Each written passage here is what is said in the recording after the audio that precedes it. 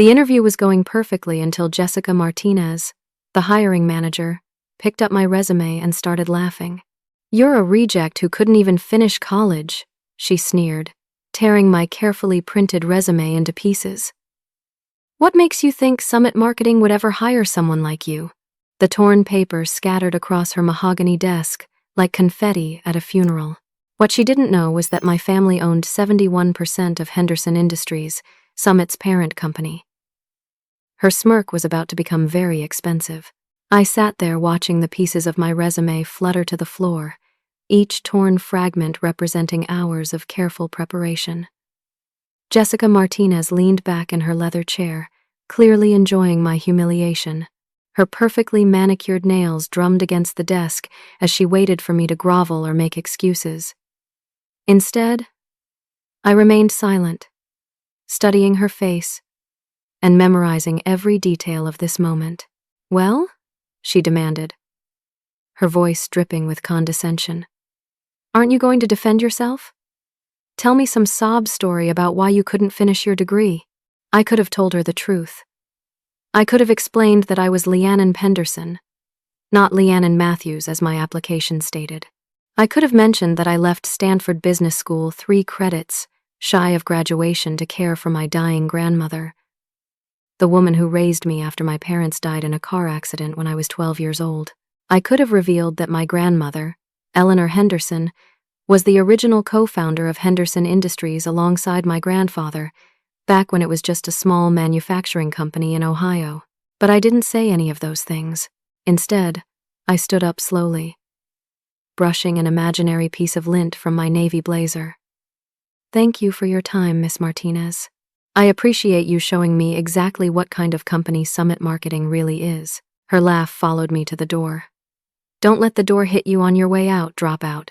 As I walked through Summit's gleaming lobby, past the awards and accolades lining the walls, I pulled out my phone.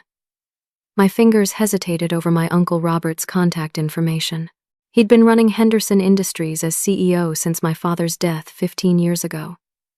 And he'd always treated me like a beloved niece, rather than the rightful heir to a business empire. The call went straight to voicemail, as usual. "Uncle Robert, it's Leanne B. I just finished the most interesting job interview at one of our subsidiary companies. I think you need to know what's happening at Summit Marketing. Call me back when you get a chance." 3 days passed before he returned my call. "Leanne B, sweetheart." His familiar voice boomed through the phone. "Sorry I missed your call. I've been swamped with the quarterly board meeting preparations." "What's this about Summit Marketing?" I explained the interview, Jessica's behavior, and the torn resume incident. I expected outrage, immediate action, maybe even a promise to investigate. Instead, I got a dismissive chuckle. "Honey, you're being too sensitive. This is the business world, not your college campus. If you want to eventually take over Henderson Industries, you need to develop thicker skin. Maybe this Jessica woman was doing you a favor by toughening you up." The words hit me like a physical blow. "Uncle Robert, she literally tore up my resume and called me unemployable. And maybe that's a wake-up call. You dropped out of Stanford, Leanne B. That doesn't exactly scream leadership material. Look, I know you want to be involved in the family business, but you need to prove yourself first. Start small, work your way up, earn some respect." After he hung up, I sat in my apartment staring at the phone for a long time. The man who'd taught me to ride a bike, who'd attended every school play and graduation ceremony, who'd promised to guide me into the family business when I was ready, had just dismissed my concerns as if they didn't matter. That night, I made a decision that would change everything. I wasn't going to tell Uncle Robert who I really was, or ask for his help. I was going to prove myself, but not in the way he expected.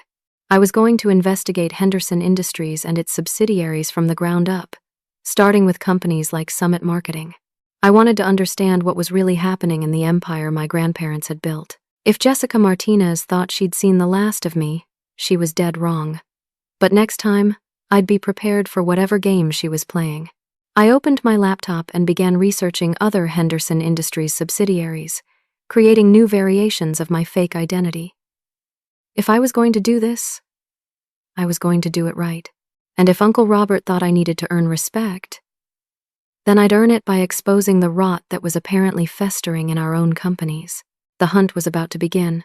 Over the next 2 weeks, I submitted applications to 6 different Henderson Industries subsidiary companies, each time using slight variations of my cover identity. I was Leannon Matthews, Leannon Martin, and Leannon Morgan, depending on which company I was approaching. I crafted different versions of my resume, highlighting different skills and experiences while maintaining the same core truth that I'd left college before graduation. The pattern that emerged was disturbing and consistent. At Pinnacle Consulting, the hiring manager, a friend of Jessica's named Brad Wilson, took one look at my resume and made a joke about college dropouts thinking they belonged in professional services. At Tech Forward Solutions, the HR director, another Jessica connection, told me bluntly that they didn't hire people with incomplete educations regardless of experience. At Creative Edge Marketing, I didn't even make it past the initial phone screening once they learned about my educational background. But the most revealing interview happened at DataStream Analytics, where I met with department head Patricia Cole. Unlike the others, Patricia was professional and courteous throughout our conversation. She asked thoughtful questions about my experience and seemed genuinely interested in my responses. Then, near the end of the interview, she said something that made my blood run cold. I have to ask, and please don't take this the wrong way, but do you know someone named Jessica Martinez at Summit Marketing? I kept my expression neutral. No, why do you ask? Patricia shifted uncomfortably. We've had several candidates recently who mentioned having difficult experiences with her. There's been some talk in our HR network about her interviewing practices. Some people think she's been deliberately sabotaging qualified candidates for reasons that have nothing to do with their abilities. What kind of sabotage? Well, Patricia glanced around as if checking for eavesdroppers. There are rumors that she's been steering the best positions toward people in her personal network, regardless of qualifications. And there's talk about kickbacks from staffing agencies. Nothing proven, of course, but enough smoke to make people wonder if there's fire. That evening, I drove to a coffee shop in downtown Cincinnati and spent 4 hours researching Jessica Martinez. What I found made my stomach turn. Her LinkedIn profile claimed she'd graduated summa cum laude from Northwestern's business school in 2010, but when I cross-referenced that information with Northwestern's alumni database, using resources I'd gained access to during my Stanford years, I couldn't find any record of a Jessica Martinez graduating from their business program. I dug deeper, using every research skill I'd learned during my abbreviated college career. Social media posts, professional references, even old news articles from her hometown newspaper. The more I investigated, the clearer it became that Jessica had built her entire career on fabricated credentials. But the real bombshell came when I discovered that she wasn't just accepting kickbacks from staffing agencies. She was actively preventing qualified candidates from being hired so she could place less qualified individuals who paid her under the table for access to positions. She'd turned Henderson Industries' hiring process into her personal profit center. 3 days later, I was having coffee with Sarah Thompson, a mechanical engineer I'd tracked down through mutual connections. Sarah was brilliant, articulate, and had 15 years of experience designing manufacturing systems. She was also African American, and she'd encountered Jessica Martinez 6 months earlier when she'd applied for a senior engineering position at Summit Marketing. She didn't even look at my portfolio, Sarah told me, stirring sugar into her latte with visible frustration. The moment she saw me walk into the room, I could tell she'd already made up her mind. She spent the entire interview asking questions that had nothing to do with engineering. Things like whether I'd be comfortable working in a fast-paced, traditional environment, and whether I understood the importance of fitting in with company culture. Did she say anything specifically discriminatory? Sarah's jaw tightened. At the end of the interview, She told me that Summit Marketing was looking for people who could represent the company's values and that she wasn't sure I was the right fit. Then she said, and I quote, "Maybe you'd be happier at a company that's more focused on diversity initiatives than results." I felt sick. "Did you file a complaint?" I tried. I contacted Summit's HR department and explained what happened. They told me they'd investigate and get back to me. That was 6 months ago. I never heard anything. "Where are you working now?" Sarah smiled for the first time during our conversation. Peterson Industries, Summit's biggest competitor. They hired me as a senior design engineer within 2 weeks of my interview. I've already led 3 major projects, and my team just won a contract that Summit was competing for. Funny how things work out. As I drove home that evening, I realized the scope of what Jessica had been doing. She wasn't just hurting individual candidates like Sarah and me. She was systematically weakening Henderson Industries by driving away top talent and creating legal liability through discriminatory practices. Every qualified person she'd rejected had become a potential asset for our competitors.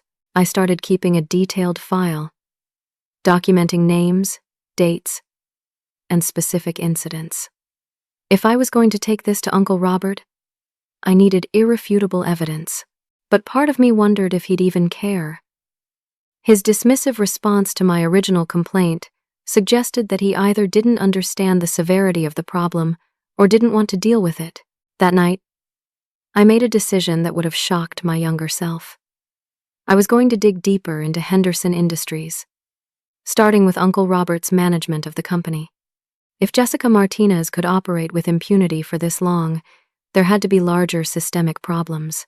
And if Uncle Robert wasn't going to protect the company my grandparents had built, then maybe it was time for someone else to step up. I opened a new folder on my laptop and labeled it Henderson Industries Investigation. Jessica Martinez was just the beginning.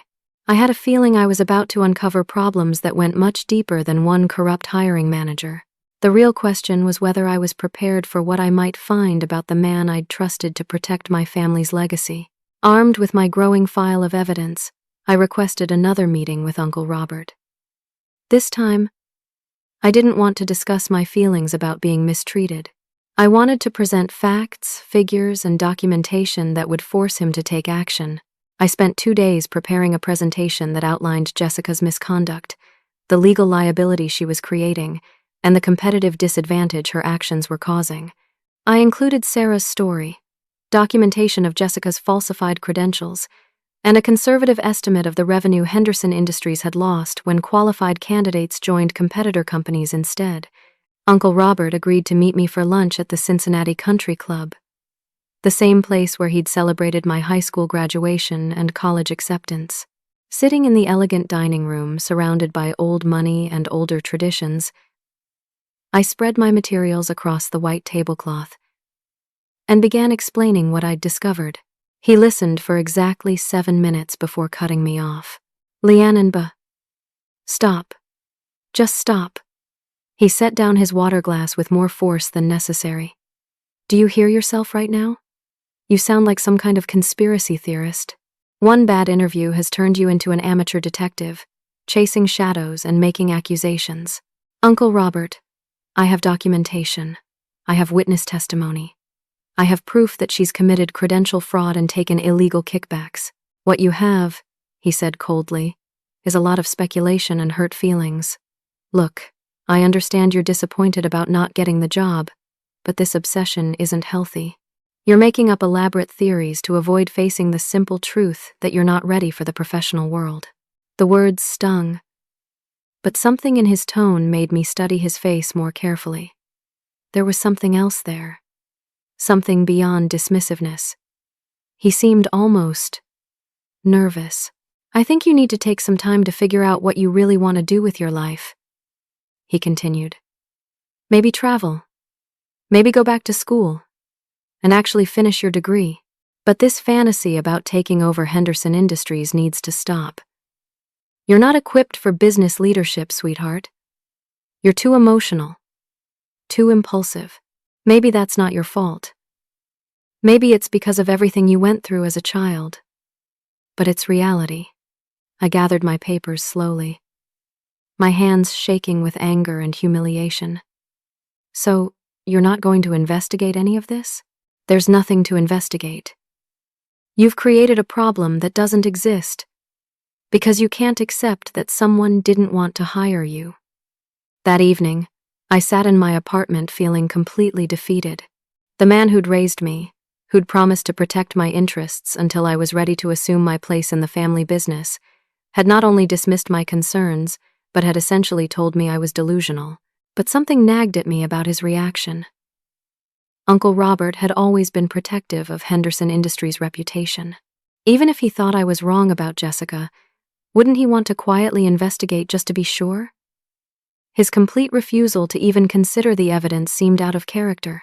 So I decided to investigate Uncle Robert himself. What I found over the next 3 weeks shattered everything I thought I knew about my family and my future. Using business databases and financial records that were publicly available, I traced Uncle Robert's management decisions over the past 5 years. The picture that emerged was deeply troubling. He'd been systematically reducing Henderson Industries' ownership stake in subsidiary companies, selling portions of our control to outside investors at below-market prices. In some cases, he diluted our ownership so much that we no longer had controlling interest. But the most devastating discovery came when I gained access to Henderson Industries' internal financial reports through a contact I'd made during my Stanford years, who now worked in corporate finance. The reports showed that Uncle Robert had been restructuring the company in ways that would ultimately reduce my inheritance substantially. According to documents I found buried in SEC filings, Uncle Robert had been telling board members and outside investors that Henderson Industries needed professional management because the founding family's next generation lacked the qualifications and stability necessary for leadership. He'd specifically cited my dropping out of college and what he described as ongoing emotional issues related to childhood trauma as evidence that I shouldn't be considered for succession planning. The final blow came when I discovered that he'd been negotiating with a private equity firm to potentially buy out the remaining family ownership stake. The proposed deal would make Uncle Robert incredibly wealthy while effectively ending the Henderson family's control over the company my grandparents had built from nothing. But there was something even more sinister in the documents. References to managing the transition and ensuring family cooperation suggested that Uncle Robert had been deliberately positioning me to fail. The dismissive way he'd treated my concerns about Jessica Martinez wasn't just indifference. It was part of a larger strategy to paint me as unstable and unfit for leadership. I realized with growing horror that Jessica's behavior toward me hadn't been random at all. Her cruelty, her dismissiveness, even her specific comments about my education, suggested that she'd been briefed about who I was and instructed to discourage my involvement in Henderson Industries operations. Uncle Robert hadn't just betrayed my trust. He'd been actively sabotaging my future while pretending to care about my well-being. That night, I called my grandmother's best friend, Margaret Chen, who still served on Henderson Industries' board of directors. Margaret had known my family for 40 years and had been like an aunt to me growing up. If anyone would tell me the truth about what was happening to my inheritance, it would be her. Lianenba, honey. Her familiar voice was warm but concerned. I was wondering when you were going to call. We need to talk, and it can't wait much longer. Margaret, I think Uncle Robert has been lying to me about Henderson Industries. There was a long pause. I think you'd better come over. There are some things you need to know about your grandmother's will, and about what Robert has been telling the board about you. And Lianand, bring a lawyer. As I drove through the dark Cincinnati streets toward Margaret's house, I realized that my amateur investigation had uncovered something much bigger than Jessica Martinez's misconduct. I'd stumbled onto a conspiracy that threatened everything my family had worked to build. The question now was whether I could stop it before it was too late. Margaret Chen's house sat on a quiet street in Hyde Park, the same neighborhood where I'd spent countless afternoons as a child while my grandmother attended board meetings. Walking up the familiar brick path, I felt like I was stepping back into a simpler time when Uncle Robert was my protector rather than my betrayer. Margaret opened the door before I could knock, pulling me into the warm embrace I remembered from childhood. But when she stepped back to look at me, her expression was grave. "You look like your grandmother when she was your age," she said, leading me into her study. Eleanor had that same determined look when she knew she had to fight for something important. The room was exactly as I remembered it, lined with law books and family photos spanning decades of Cincinnati history. Margaret poured 2 cups of tea and settled into the chair across from mine. "Before we start, I need to know how much you understand about your grandmother's will. I know I inherited the controlling stake in Henderson Industries. Uncle Robert has been managing it until I'm ready to take over." Margaret's expression darkened. "That's what Robert told you, but it's not the complete truth. Your grandmother's will contains specific provisions that Robert has been hiding from you." She pulled out a thick legal document and opened it to a marked page. "According to the terms Eleanor established, you must assume active leadership of Henderson Industries before your 25th birthday, or the controlling stake transfers to the Henderson Family Foundation, a charitable organization that would effectively end family control of the company." I felt the blood drain from my face. "My 25th birthday is in 5 months, 4 months and 3 weeks to be exact. Robert has been counting on you not knowing about the deadline. He's been positioning himself to control the foundation, which would give him permanent authority over Henderson Industries without any family oversight." The room seemed to spin around me. But why would grandmother create such a provision? Because she was worried about exactly what's happening now. Eleanor saw how some family businesses were destroyed by 2nd and 3rd generation heirs who felt entitled to wealth they hadn't earned. She wanted to ensure that whoever controlled Henderson Industries after her death would be someone who actively chose that responsibility and was willing to fight for it. Margaret pulled out another folder, this one filled with financial documents. Over the past 2 years, Robert has been systematically weakening Henderson Industries' position while enriching himself. He's been telling board members that you're unstable and unfit for leadership. He's been making deals with outside investors that reduce family control. And he's been spreading rumors about your mental health and reliability.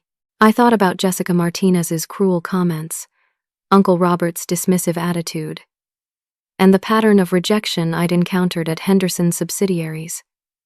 He's been sabotaging me deliberately. I believe so. Robert knows that if he can keep you sidelined for 4 more months, he'll have permanent control of everything your grandparents built. Why didn't you tell me sooner? Margaret's eyes filled with regret. Because I hoped Robert would do the right thing. I hoped he'd honor Eleanor's wishes and prepare you for leadership, instead of trying to circumvent them. By the time I realized what he was really doing, you'd already disappeared into your investigation of company problems. Honestly, I was impressed by your initiative. It showed me that you have the instincts Eleanor hoped you would develop. That's when I told Margaret everything. The fake identity, the job interviews, the documentation of Jessica's misconduct, and my discovery of Uncle Robert's financial manipulations.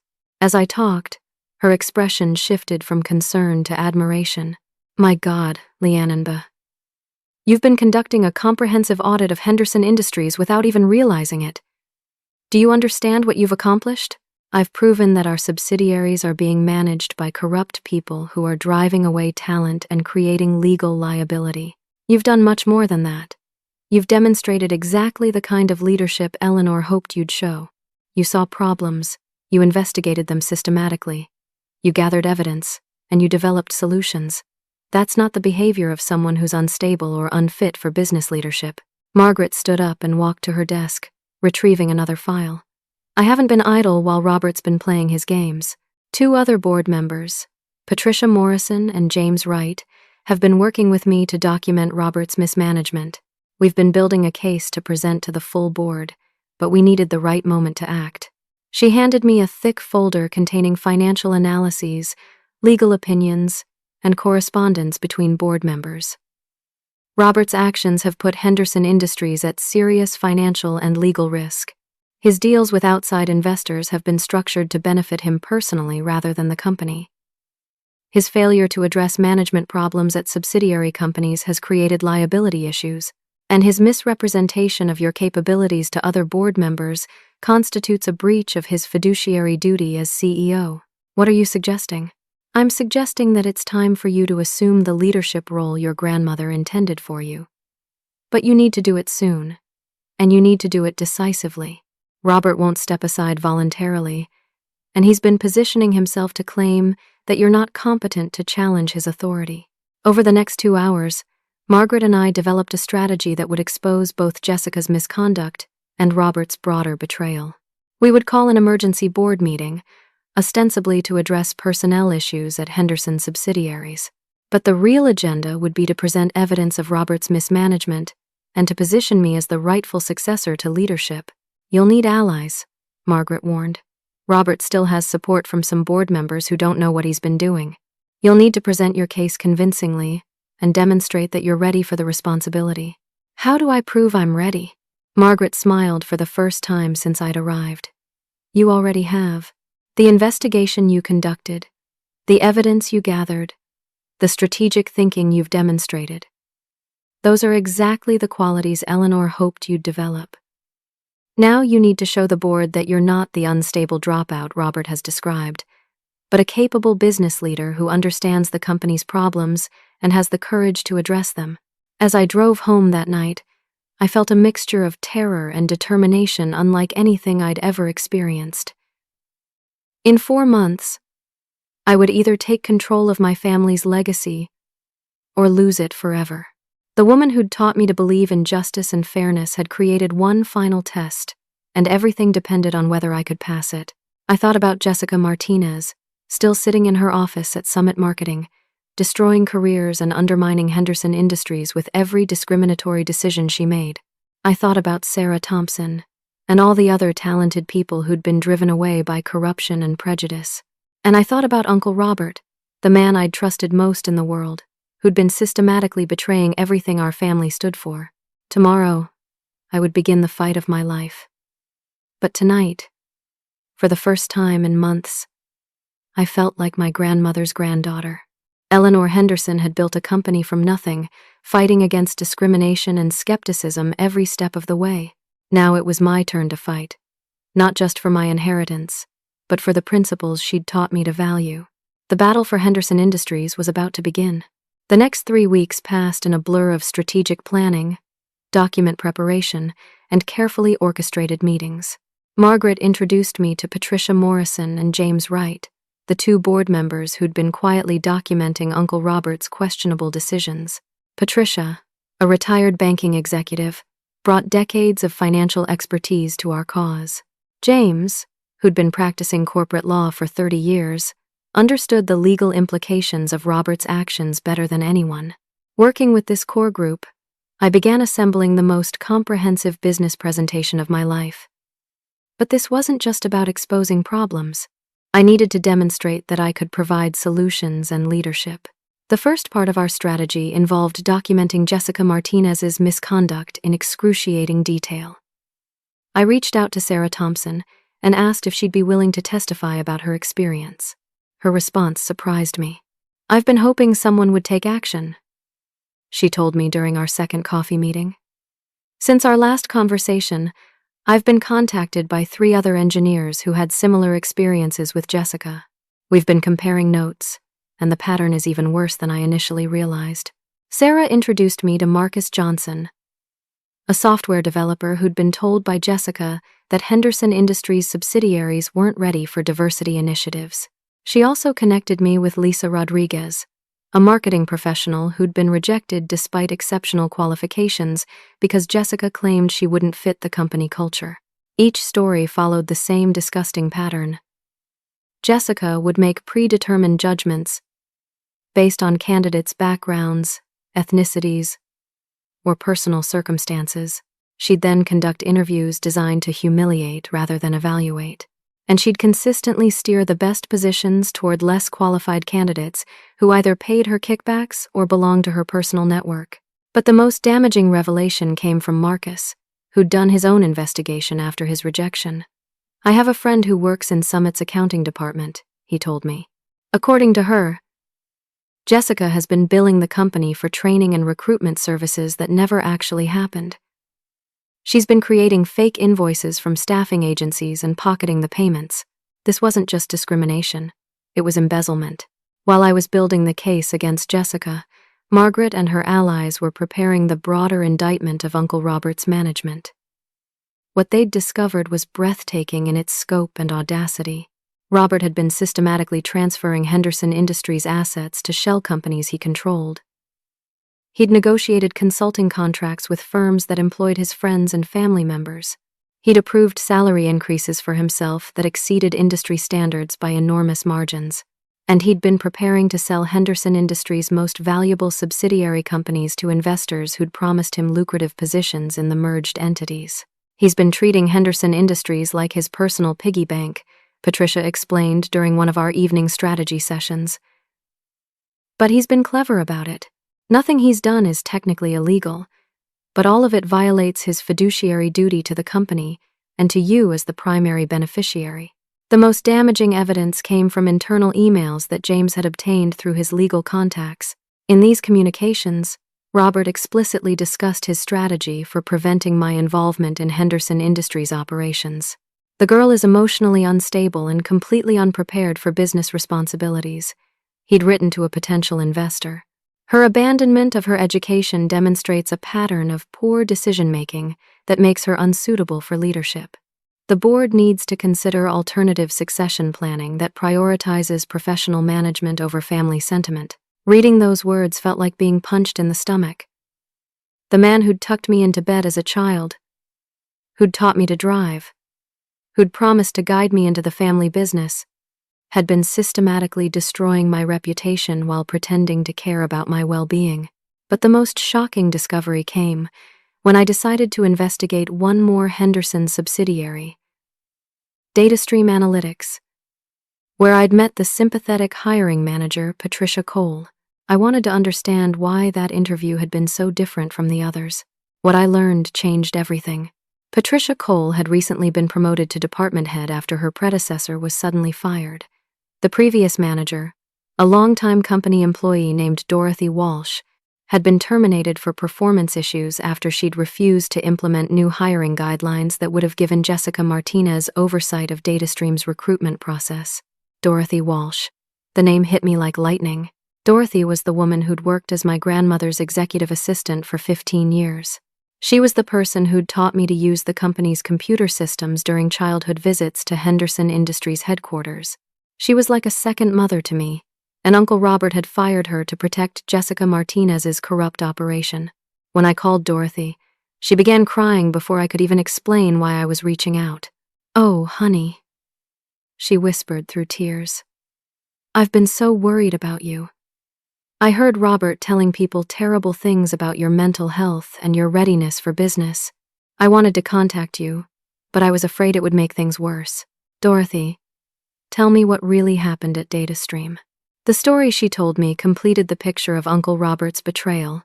He'd ordered Dorothy to implement hiring practices that would exclude candidates with non-traditional backgrounds and to give Jessica Martinez final approval over all senior-level positions. When Dorothy refused and threatened to report the discriminatory policies to the board, Robert fired her immediately and told other Henderson executives that she'd been terminated for insubordination and poor performance. "Your grandmother is probably rolling over in her grave," Dorothy said. "Eleanor built this company on the principle that talent and character matter more than background or connections.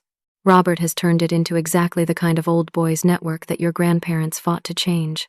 That night, I sat in my apartment surrounded by documents, financial records, and testimony that painted a devastating picture of corruption, discrimination, and betrayal. But for the first time since this journey began, I felt completely certain about what I needed to do. I wasn't just fighting for my inheritance anymore. I was fighting for the principles my grandparents had built into Henderson Industries' foundation. I was fighting for people like Sarah Thompson, Marcus Johnson, and Lisa Rodriguez, who deserved to be judged on their merits rather than their demographics. And I was fighting for Dorothy Walsh and countless other employees who'd been silenced or fired for trying to do the right thing. Margaret had scheduled the board meeting for the following Thursday. Uncle Robert thought it was a routine quarterly review. He had no idea that by the time the meeting ended, his career and his reputation would be in ruins.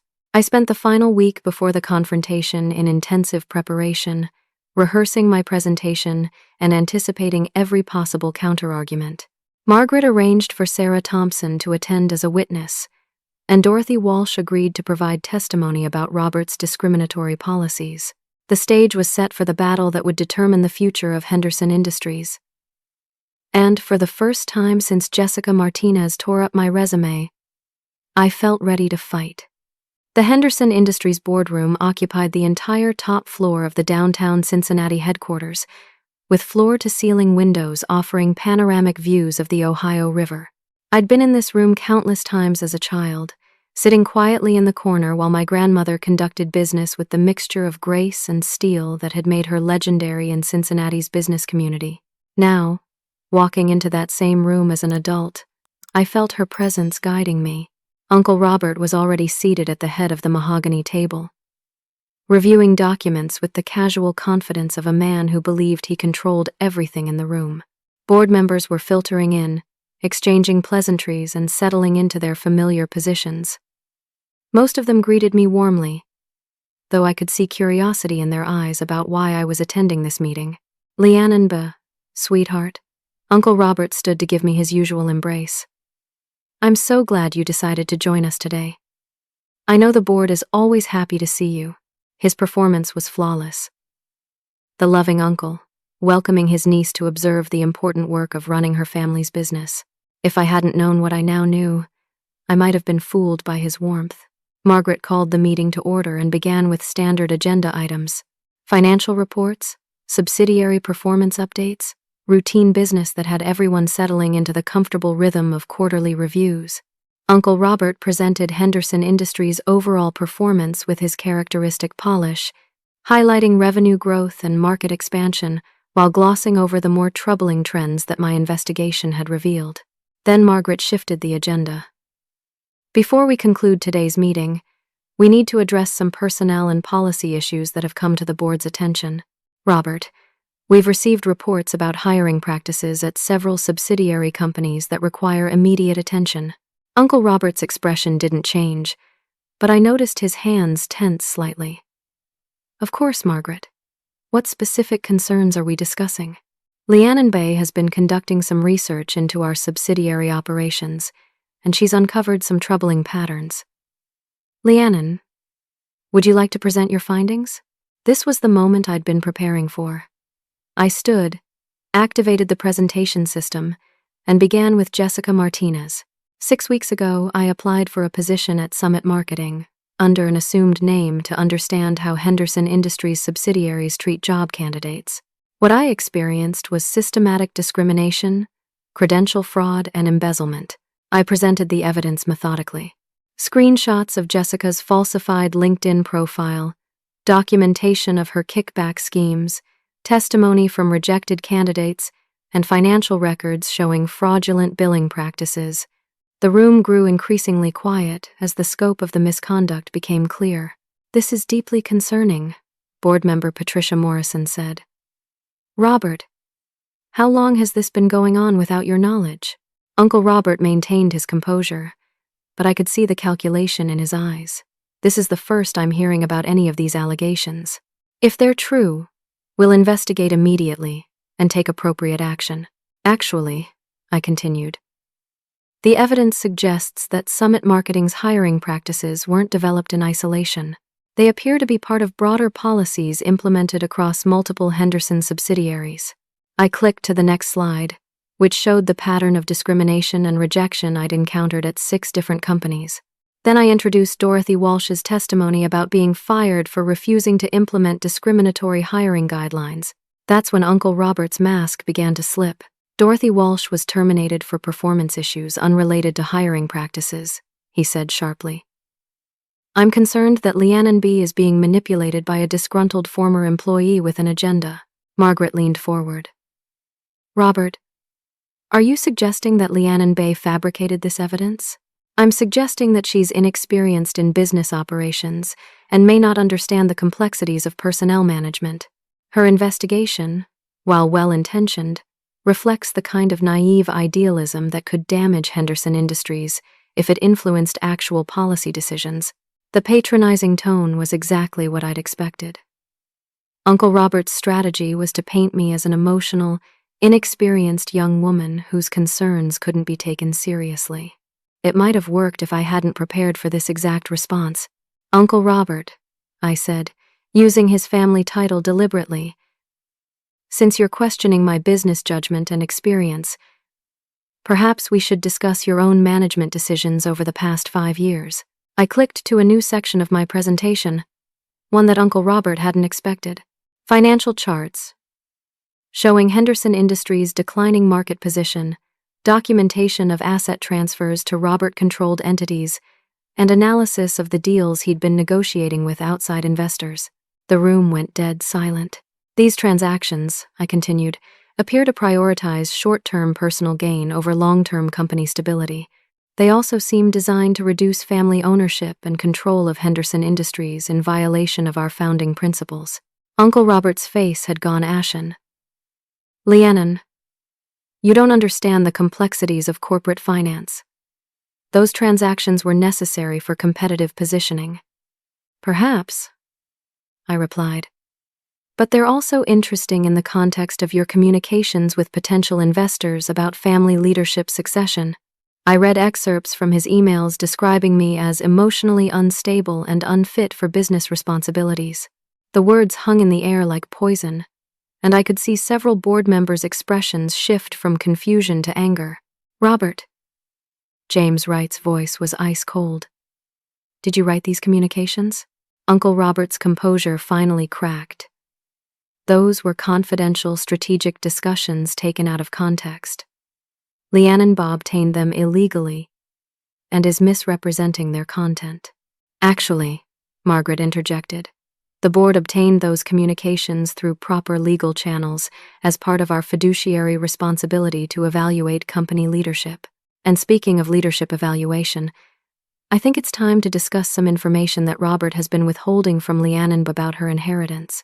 That's when Margaret revealed the timeline specified in my grandmother's will. The room erupted as board members realized that Uncle Robert had been deliberately preventing me from learning about my deadline while positioning himself to benefit from my ignorance.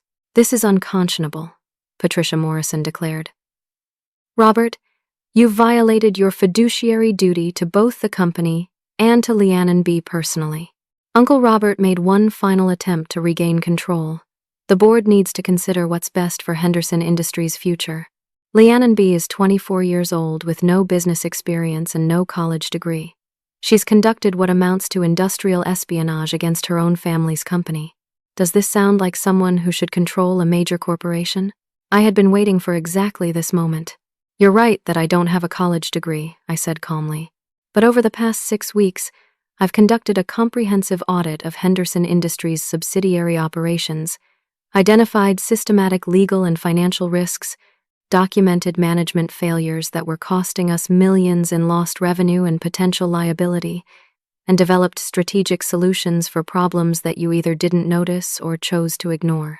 I gestured toward my presentation materials. "I've demonstrated analytical thinking, investigative skills, strategic planning, and ethical leadership. Most importantly, I've shown that I understand and embrace the principles that my grandparents built into this company's foundation." Margaret stood up. "I call for a vote of no confidence in Robert Henderson's leadership as Chief Executive Officer, and a motion to install Leannon Henderson as interim CEO pending a full investigation of management practices." The vote wasn't even close. 7 board members supported the motion, with only 2 abstaining and none supporting Uncle Robert's continued leadership. As the meeting concluded, Uncle Robert gathered his materials with shaking hands. Before leaving, he stopped beside my chair and leaned down to whisper in my ear, "You have no idea what you've done, Leannon. Running a company isn't a game. You'll destroy everything your grandparents built." I looked up at him with the same calm expression I'd maintained throughout the confrontation. "No, Uncle Robert. I'm going to save it." After he left, I sat alone in the boardroom for a few minutes, looking out at the Cincinnati skyline and feeling the weight of responsibility settling on my shoulders. In one afternoon, I'd gone from disinherited orphan to corporate CEO. I'd exposed corruption, ended discrimination, and reclaimed my family's legacy. But the real work was just beginning. 6 months later, I stood in the same boardroom where I'd confronted Uncle Robert. But everything had changed. The quarterly financial reports spread across the mahogany table told a story of transformation that exceeded even my most optimistic projections. Henderson Industries' revenues were up 18% year-over-year. Employee satisfaction scores had reached all-time highs. We'd settled the discrimination lawsuits filed by Sarah Thompson and 7 other qualified candidates who'd been wronged by Jessica Martinez's corrupt hiring practices. And most importantly, we'd restored the ethical foundation that my grandparents had built into the company's culture. Jessica Martinez was gone. Of course. She'd been fired within hours of the board meeting and was currently facing criminal charges for embezzlement and fraud. The investigation had uncovered nearly $200,000 in kickbacks and fraudulent billing over 3 years. She'd also been sued personally by several candidates for discrimination, and her falsified credentials had been reported to professional licensing boards across the industry. But Jessica's departure was just the beginning of the changes I'd implemented. Sarah Thompson now served as our vice president of engineering, and she'd already revolutionized our product development process. Her first major project, a sustainable manufacturing system design, had won us contracts worth $12 million and established Henderson Industries as a leader in environmentally responsible business practices. Marcus Johnson had joined our software development team and created an internal system for tracking hiring practices that ensured consistent, fair evaluation of all candidates. Lisa Rodriguez was heading our new marketing department, where she'd developed campaigns that highlighted Henderson Industries' commitment to diversity and ethical business practices. Dorothy Walsh had not only been rehired, but promoted to Director of Human Resources. Her first initiative was implementing comprehensive anti-discrimination training for all managers and establishing clear reporting procedures for employees who witnessed unfair treatment. You know, Dorothy told me during our weekly check-in meeting, "Your grandmother would be so proud of what you've accomplished." Eleanor always said that true leadership means standing up for people who can't stand up for themselves. Uncle Robert's fate had been less dramatic but equally decisive. The board's investigation had revealed the full extent of his financial mismanagement and personal enrichment at the company's expense. Rather than face potential criminal charges, he'd agreed to resign from all positions and repay nearly $3 million in questionable compensation. He'd also been banned from serving on any Henderson Industries board or advisory committee. The last time I'd seen him was 3 months ago, when he'd cleaned out his office. He'd looked older, defeated in a way that might have made me feel sorry for him if I hadn't remembered Dorothy's tears and Sarah's humiliation. "I hope you understand that everything I did was to protect the company," he'd said as he packed his personal belongings. "No," I'd replied. "Everything you did was to protect yourself." That's the difference between management and leadership. The transformation of Henderson Industries hadn't been easy. Changing corporate culture requires constant vigilance and persistent effort. I'd had to rebuild relationships with subsidiary companies, implement new oversight procedures, and convince skeptical employees that the changes were permanent rather than temporary. But the results spoke for themselves. Henderson Industries was stronger, more profitable, and more respected than it had been in years. We'd been recognized by the Cincinnati Business Journal as Company of the Year and had received awards from 3 professional organizations for our commitment to ethical hiring practices. More importantly, we were living up to the principles my grandparents had built into the company's foundation. Every hiring decision reflected our commitment to evaluating candidates based on merit and potential rather than demographics or connections. Every business partnership was evaluated for ethical alignment, as well as financial benefit. And every policy decision was made with consideration for long-term sustainability rather than short-term profit. The personal transformation had been equally profound. I'd completed my college degree through an executive program designed for working professionals, finally earning the diploma that Jessica Martinez had mocked me for lacking. But more significantly, I'd discovered strengths and capabilities I'd never known I possessed. Leading Henderson Industries had taught me that true confidence comes not from having all the answers, but from being willing to ask the right questions and surround yourself with people who complement your weaknesses. I'd learned that ethical leadership sometimes requires making difficult decisions that disappoint people you care about.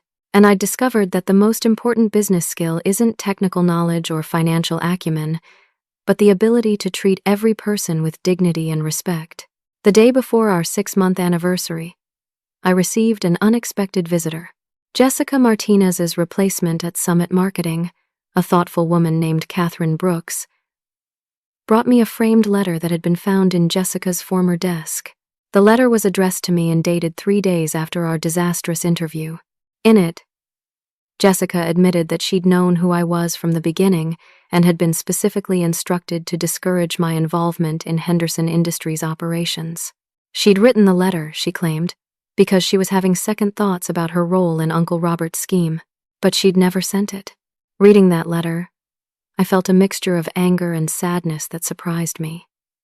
Jessica had known her behavior was wrong, but she'd chosen personal benefit over doing what was right. She'd had multiple opportunities to change course, but she'd consistently chosen the path that protected her position and enriched her personally. That evening, I took the letter home and added it to a folder I'd been keeping throughout this entire experience. It contained copies of all the documents, testimonies, and evidence that had transformed my understanding of business, leadership, and family loyalty. But the most important item in that folder wasn't evidence of anyone else's failures. It was a framed piece of my torn resume, the one Jessica had scattered across her desk 6 months earlier. I'd kept it as a reminder that sometimes the people who doubt us give us the greatest gift possible: the motivation to prove them wrong while becoming better than they ever imagined. Every time I looked at those torn pieces of paper, I remembered the young woman who'd walked out of that interview feeling humiliated and defeated. She'd had no idea that rejection would become redirection towards something far greater than a job at Summit Marketing. She'd had no idea that her worst day would become the first step toward her best life. I thought about my grandmother's wisdom in structuring her will the way she had. She'd known that inheriting wealth and power meant nothing if the heir hadn't earned the character necessary to use those gifts responsibly. Her final test hadn't been about business knowledge or financial acumen. It had been about whether I had the courage to stand up for what was right, even when doing so required confronting people I loved. Looking back on this entire experience, I realized that the real transformation hadn't been in Henderson Industries' financial performance or cultural changes. The real transformation had been in my understanding of what it means to lead with integrity. I learned that true leadership means fighting for people who can't fight for themselves. It means making decisions based on principles rather than personal convenience. It means having difficult conversations with people you care about when their behavior conflicts with your values. And it means understanding that the greatest honor in business isn't accumulating wealth or power, but creating opportunities for others to succeed based on their merit and potential. As I finished writing the final report for our board meeting, I realized I wanted to share this story because too many talented people are discouraged by others who mistake cruelty for strength and prejudice for standards. If you've ever been told you're not good enough, smart enough, or qualified enough, I want you to know that those judgments say more about the people making them than they do about your potential. Sometimes the person who calls you a reject is actually pointing you toward your destiny. Have you ever faced someone who tried to make you feel small or unworthy? How did you handle it? And what did you learn about yourself in the process? I'd love to hear your stories in the comments below because I believe we all have more strength than we realize when we're fighting for something bigger than ourselves. If this story resonated with you, please give it a like to help others find inspiration in moments of doubt. Don't forget to subscribe for more stories about overcoming obstacles and finding strength in unexpected places. And please share this with someone who might need to hear that their potential isn't determined by other people's limitations. Thank you for listening to my story, and remember that every ending is really just a new beginning in disguise. The person who doubts you today might just be preparing you for the success you'll celebrate tomorrow.